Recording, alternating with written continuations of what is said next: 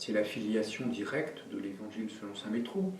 Lorsque j'ai écrit ce livre qui concernait tous les saints parisiens, je l'ai envoyé à tous les curés de Paris pour relecture, en tout cas la fiche de leur église, et j'ai eu quelques petites remarques acerbes de la part d'un curé d'une église du 13e arrondissement qui me faisait remarquer avec un petit air pincé que son église n'était pas dédicacée à Jeanne d'Arc, mais à Marie.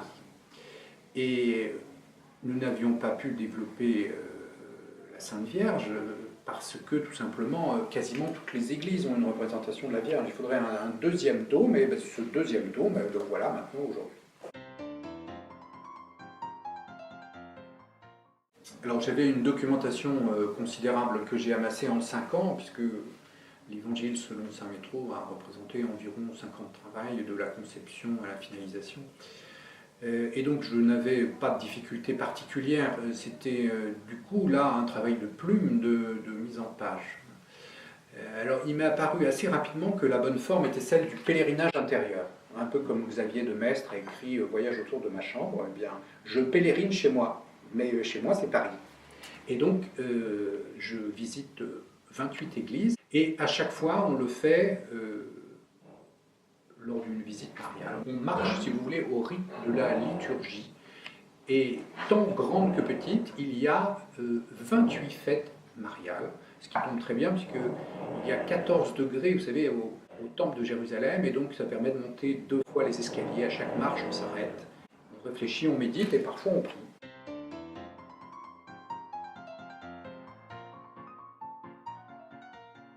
Certainement, c'est même central.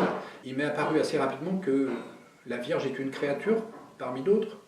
C'est une femme et elle est à la fois mère, ça tout le monde le sait, mais c'est également, je dirais presque une jolie femme, et en même temps une reine, car elle est reine y compris sur la terre, puisqu'elle est de la lignée de David. Et à cette reine, on doit des hommages, on doit une révérence particulière, donc mère, reine et femme, et femme merveilleusement belle, puisqu'elle est parée de toutes les grâces.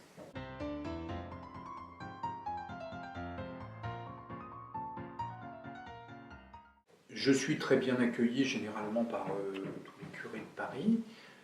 Je ne suis pas subventionné, mais je le mériterais, car de la même manière qu'à Venise, on visite les églises en dehors des édifices principaux, l'attrait touristique de Paris est lié essentiellement en grande partie à ces belles églises, et qui ont tout un intérêt architectural très souvent, mais également historique. Et c'est une manière de se retremper dans l'histoire de Paris, de refaire en désordre l'histoire de France.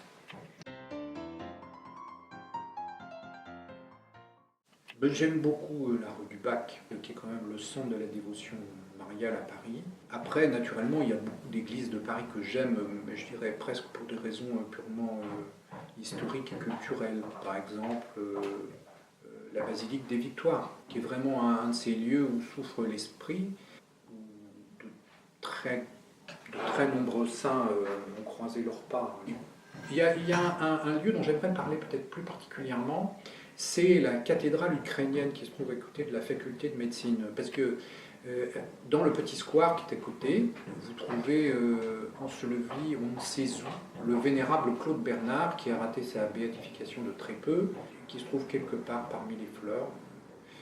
Et c'est particulièrement touchant, et personne ne pense à lui. Donc je voudrais qu'on reparle un petit peu de Claude Bernard. D'ailleurs, vous retrouvez à la date du 18 août dans mon livre une petite mise en valeur de ce très grand saint, n'ayons pas peur de le dire, même s'il ne l'a jamais été officiellement, personne ne doutera que le vénérable Claude Bernard était un très grand saint et un très assidu au culte de la Vierge.